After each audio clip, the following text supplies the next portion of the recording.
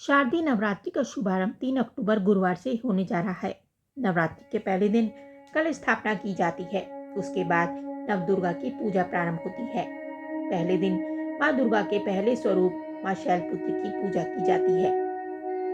पंचांग के अनुसार अश्विन मास की शुक्ल पक्ष प्रतिपदा तिथि की शुरुआत 2 अक्टूबर 2024 को रात 12:18 से होगी और जिसकी समाप्ति 3 अक्टूबर 2024 की रात 2:58 पर होगी।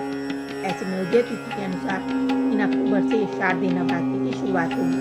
इसी दिन शारदीय नवरात्रि का पहला दिन रहेगा और पहला व्रत रखा जाएगा।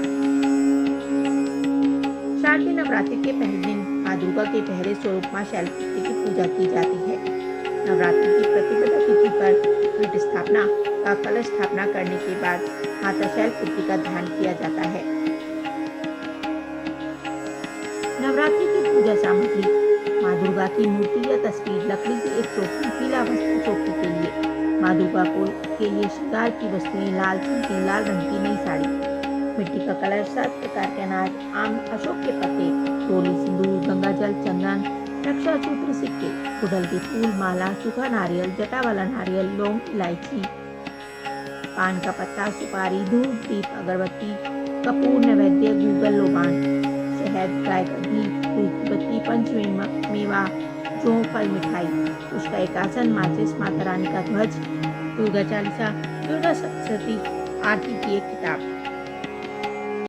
पंचांग के अनुसार अश्विन शुक्ल प्रतिपदा तिथि के दिन से शारदीय नवरात्रि की शुरुआत होती है।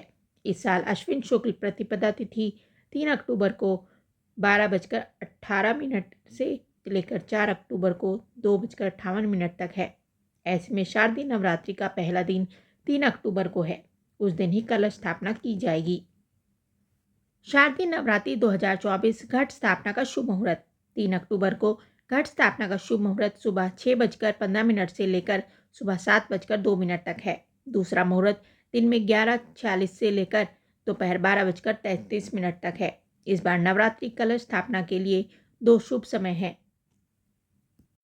नवरात्रि पर जौ क्यों बोए जाते हैं? नवरात्रि में कलश स्थापना और घट स्थापना के साथ ही एक घट में ज्वारे या जौ बोए जाते हैं। माता दुर्गा को यह बहुत पसंद है।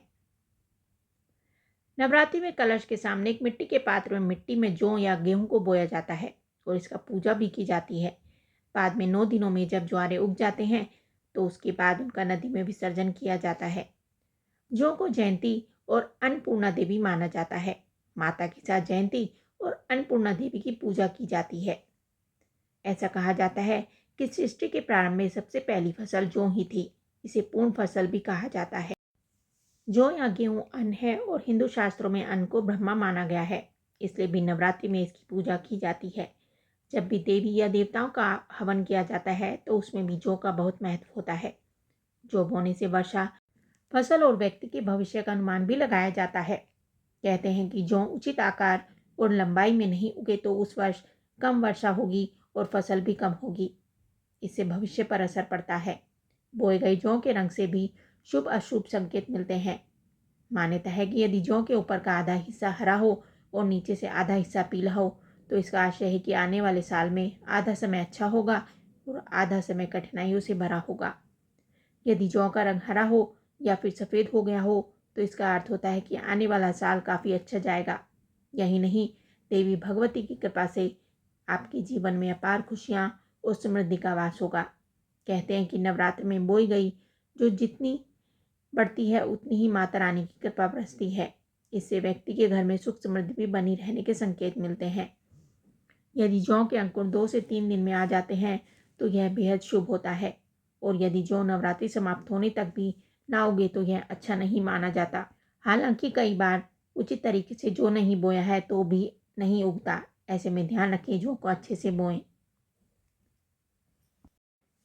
बोलो जय माता की। आप सभी को कथा सागर चैनल की ओर से शारदीय नवरात्रि की हार्दिक शुभकामनाएं।